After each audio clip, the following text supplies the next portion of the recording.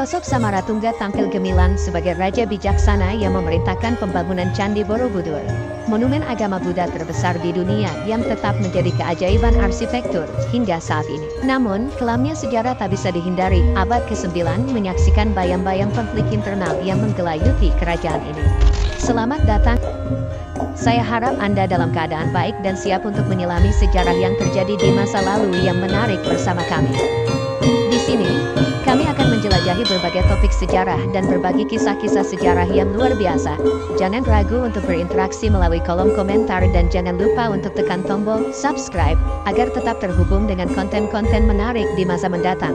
Mari kita mulai petualangan ini dan saya harap Anda menikmati setiap momennya. Di balik gemuruh hutan dan kesejukan lereng Gunung Merapi, sebuah kisah yang penuh misteri dan keagungan tersembunyi dalam relung waktu telah muncul ke permukaan. Kerajaan Mataram kuno, seperti pusaka bersejarah, menawarkan pesona Hindu budaya mencengangkan di Jawa Tengah. Berdiri teguh pada abad ke-8, kerajaan ini mengawali perjalanan dari pesisir utara Pulau Jawa dan memutihkan layar sejarahnya hingga ke Jawa Timur pada abad ke-10. Merupakan pewaris langsung dari kerajaan Kalingga, kerajaan Mataram kuno melahirkan dua dinasti megah, dinasti Sanjaya yang mencintai Hindu, dan dinasti Shailendra yang berpeluk erat agama Buddha. Pernah juga disebut sebagai kerajaan Mataram Hindu atau kerajaan Medang. Inilah cerita tak terlupakan dari kerajaan yang menopang gemilangnya masa lampau. Sumber-sumber peninggalan sejarah pun menceritakan kisah yang tak terlupakan. Prasasti Canggal, sebagai saksi bisu dari zaman silam, mengungkapkan detik-detik awal kejayaan Mataram. Tepat pada tahun 732 M, Raja Sanjaya, juga dikenal sebagai Rakai Mataram Sang Ratu Sanjaya, menciptakan prasasti ini dengan tangannya sendiri. Raja Sanjaya, seorang pemimpin bijak dan berani, tak hanya merajut kembali bumi Mataram dan bumi Sambara yang pernah terbelah oleh pemberontakan Ratu Sima, tetapi juga menghiasi tanahnya dengan candi-candi Hindu yang menjulang gagah di Prambanan. Sebagai pendiri sejati kerajaan ini, Raja Sanjaya membuka lembaran baru sejarah. Perjalanan Raja Sanjaya pun berlanjut dengan panglima tertingginya, Panangkaran. Mengusung Panji dinasti Shailendra yang menganut keyakinan Buddha, Panangkaran meneguhkan pijakan keagamaan dengan membangun candi-candi anggun seperti Kalasan dan Mendut. Era dinasti Shailendra menjadi puncak kejayaan bagi kerajaan Mataram kuno, melambangkan keterikatan dengan wilayah yang melampaui Pulau Jawa. Nusantara bukan lagi sekadar batas. Mataram melangkah ke Sumatera, Bali, hingga Nusa Tenggara. Jaringan diplomatik dan perdagangan dijalin erat dengan negeri-negeri Asia Tenggara, India, Cina, bahkan Sriwijaya. Dalam catatan sejarah, sosok Samaratungga tampil gemilang sebagai raja bijaksana yang memerintahkan pembangunan Candi Borobudur, monumen agama Buddha terbesar di dunia yang tetap menjadi keajaiban arsitektur hingga saat ini. Namun, kelamnya sejarah tak bisa dihindari.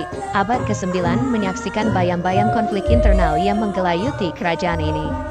Perjuangan antara Balaputra, anak Samaratungga yang haus akan tahta, dan Pikatan, sepupu sekaligus menantu Samaratungga, mengguncang tembok istana. Mereka berdua memperebutkan tahta, masing-masing dengan dokumen keluarga dan latar agama yang kuat. Pikatan diberkati oleh dinasti Sanjaya yang masih berdiri kokoh di Jawa Tengah Utara. Sementara Balaputra menaruh harapannya pada para pengikut setianya. Akhirnya, Balaputra terpaksa melabuhkan hati dan mendirikan kerajaan Sriwijaya di Sumatera sebagai pangkalan barunya. Namun, cahaya sejarah masih menyinari tahta Mataram. Pikatan dan Pramudawardhani, sebagai penguasa bersama, meneguhkan kendali dengan kebijaksanaan dan keteladanan. Candi Prambanan berdiri sebagai bukti kehadiran mereka, mengukir namanya dalam catatan sejarah sebagai candi Hindu terbesar di Indonesia.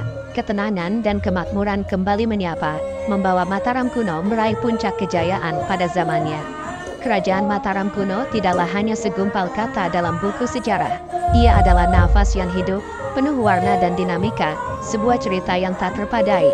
Dalam setiap prasasti yang terukir, setiap hembusan angin di reruntuhan candi, Mataram kuno terus berkisah, merajut kenangan dan kebesaran di bumi Jawa yang memeluknya erat. Pada ujung abad ke-10, datanglah bencana alam yang mengubah sejarah dengan gegap gempita. Gunung Merapi, pendiam dan setia, tak terbendung lagi melepaskan kemarahan alamnya. Namun, letusannya tidak hanya meluluh lantakkan tanah, tetapi juga membawa gulita bagi kerajaan Mataram kuno. Lembah-lembah dan dataran yang subur luluh lantak oleh lava menyala, menyisakan pemandangan hancur dan pilu. Bukan hanya bangunan, tetapi juga nyawa yang tertiup angin waktu, infrastruktur remuk, kelaparan menyerang, penyakit meluas, dan takdir hitam merenggut ribuan nyawa. Di tengah kesengsaraan ini, ancaman tak terduga muncul dari utara, Kerajaan Sriwijaya, yang kembali menuntut wilayah yang telah dicuri oleh Mataram kuno. Namun, dalam bencana ini pula, lahir kisah perubahan yang menarik. Raja-raja yang berjasa di dalam lembaran sejarah Mataram kuno memutuskan untuk menggenggam peluang dari reruntuhan. Pemindahan pusat pemerintahan ke Tanah Baru, Jawa Timur, dianggap sebagai langkah untuk bangkit dari keterpurukan. Brantas, sebuah tanah yang melimpah dan strategis, dipilih sebagai landasan baru. Empu Sindok, sosok penuh keberanian yang memerintah antara tahun 929 sampai 947 menjadi pelopor pemindahan ini. Ia mendirikan Watu Galuh di Jombang sebagai tempat baru yang ia takdirkan sebagai ibu kota. Tak hanya itu, Empu Sindok juga memicu kelahiran dinasti Isyana. Dalam pelukannya, agama Buddha bersatu dengan agama Hindu dan agama lokal. Dinasti ini, seperti ramalan yang mengembun di pagi buta, menjaga kekuasaan Mataram kuno di Jawa Timur, Belahan, Jawi, Kidal, dan Singhasari menjadi jejak kuat dari keberadaan mereka. Namun, abad ke-10 memandang keruntuhan yang menyakitkan. Persaingan dengan kerajaan-kerajaan di Jawa Timur, Kahuripan, Janggala, Kediri, melumatkan keagungan Mataram kuno. Suara gemuruh terakhir terdengar pada tahun 1007 saat Dharmawangsa, raja terakhir, terjatuh oleh tangan Raja Wurawari dari Elwaram. Tinta pena sejarah memarkirkan kata akhir di halaman cerita ini, dan dengan itu, menghilangkan cahaya Hindu-Buddha di tanah Jawa. Namun, warisan tetap mekar meski daun-daun tak lagi rimbun. Prasasti, candi, seni, sastra, dan budaya menggambarkan kehadiran Mataram kuno yang takkan lekang oleh waktu. Prasasti, tinta zaman yang tak pernah pudar, menjadi sumber utama dalam menceritakan detik-detik sejarah. Prasasti Canggal, Prasasti Kalasan, Prasasti Balitung, hingga Prasasti Turyanila, semuanya menyusun rangkaian cerita yang kini tersusun rapi. Candi-candi megah, seperti hayalan menjadi nyata, berdiri gagah. Borobudur, Prambanan, Klaosan, Sewu, Mendut, Belahan, Jawi, Kidal, Singhasari.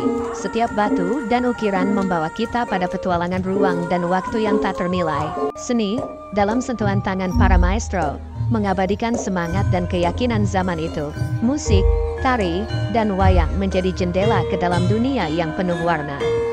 Tak kalah mengagumkan, sastra merentangkan sayapnya dalam Kakawin Ramayana, Kakawin Arjuna Wiwaha, Kakawin Smaradahana, Kakawin Baratayuda, Kakawin Sutasoma, dan Kakawin Nagara Kertagama. Kisah-kisah yang merajut tradisi diceritakan dalam kata-kata yang mengalir mengasyikkan. Bahkan hingga kini, aroma budaya Mataram kuno masih melayang. Sistem penanggalan Jawa, Saka, sistem penamaan Jawa, Sanskerta, sistem pemerintahan Jawa, Mataram, sistem kepercayaan Jawa, Kejawen, sistem upacara adat Jawa, Slametan, dan sistem seni pertunjukan Jawa. Wayang, semua ini adalah bagian dari warisan abadi dari kerajaan yang pernah mendominasi lanskap Jawa. Gunung Merapi telah diam, tetapi suara kerajaan Mataram kuno masih terdengar dalam wisata sejarah yang kami nikmati hari ini. Terima kasih telah menonton video kami di saluran YouTube. Kami harap Anda menikmati cerita sejarah yang kami bagikan. Jangan lupa untuk selalu mendukung saluran kami dan aktifkan pemberitahuan agar tidak ketinggalan video menarik lainnya. Sampai jumpa di petualangan kisah-kisah sejarah selanjutnya. Salam pecinta sejarah dari Taksaka Seta.